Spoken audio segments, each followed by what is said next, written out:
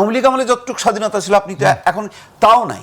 আওয়ামী লীগ আমলে আপনি পাশে আমি ভিন্ন মতের লোক নিয়ে এখন একই মতের লোক নিয়ে আমার টকশো করতে হয়।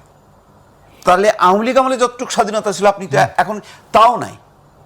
একই সাবজেক্টের উপর একই মতাদর্শের, আমি জানি না আজকে হয়তো ঘটনাক্রমে সাবজেক্টে মিলে গেছে, আমার বিপরীত কথাও বলতে পারতেন, কিন্তু দেখবেন যে কোথায় কেন এরা আসতে পারে না, কেন ইশতিয়াক রেজারা আসতে পারে না, কেন জয় মামুনের উপর নিষেধাজ্ঞা, কেন আপনি বলেন কাগজে কলমে নেই, কিন্তু তাদেরকে ইনভাইট করা হয় না কেন? মারা গেছে তারা। ইকবাল সোহান চৌধুরী কোথায়? আছে তো, সবাই তো ঢাকায় আছে। মঞ্জুল হাসান বুলবুল কোথায়? আসতে পারে না কেন? আপনি বললাম তো ফ্যাসিবাদের দোষ তো আওয়ামী লীগ আমলেই তো বলতো যে এরা রাজাকার, উল্টা রাজাকার আসতো কি করে?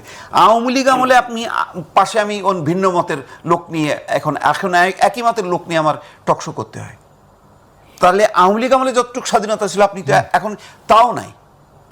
আপনি কোন টেলিভিশনের মালিক, আমি যে নামগুলি বললাম, তাদেরকে ডাকার সাহস আছে? নেই। তাহলে আমি কিভাবে বুঝবো যে এটা স্বাধীন? প্রায় টকশোগুলোতে দেখি সব একই কথা, একজনের সাথে একজন শুধু অ্যাড করে, কই একদম অপোজিট কথা তো বলে না। তো কিসের স্বাধীনতা? আগে ছিল তো সন্ত্রস্ত। এই কারণেই তো তার প্রতিফলন আমি বললাম তো, টকশোতে তো দেখা যাচ্ছে যে টকশোতে আমি সব মতে দেখি না। আপনি ফ্যাসিবাদের দোসর বানাইছেন, তো ওরাও তো রাজাকারের, আমাকে বলেনি জামাত বিএনপির দোসর, তো আমি আসছি না টকশোতে, আসতে পারছি তো এখন ওরা পারে না কেন?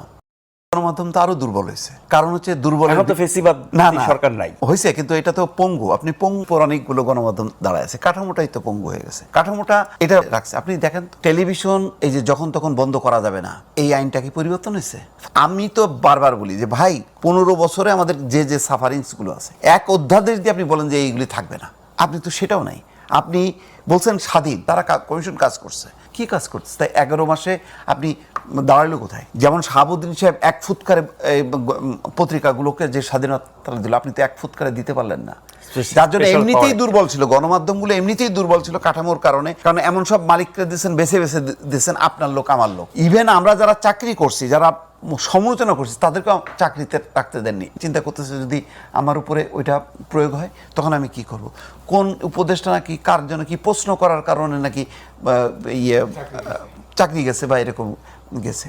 এখনও যে ধরনের প্রেস সেক্রেটারি যেভাবে কথাবার্তা বলে, তাতে তো এক ধরনের হুমকি, এক ধরনের থ্রেট। তো এই আপনি বলতেছেন যে আপনি যে আমাকে ধরবেন না, কারণ আমাকে তো আগে ধরা হয়েছে। আপনি যে আমাকে ধরবেন না তার নিশ্চয়তা কোথায়? আপনি কিন্তু নিশ্চিত করেননি। আপনি খুব বাহবা নিচ্ছেন যে একেবারে সবাই মুক্ত স্বাধীন। কিসের মুক্ত স্বাধীন? আপনি কাঠামোটাকে কিসের উপর আমি বলবো যে আমি স্বাধীন? তো সরাসরি গণমাধ্যমে হস্তক্ষেপ করছে না। কোথায় করছে না? প্রশ্ন পর্যন্ত করা যাচ্ছে না। এগুলো তো বলা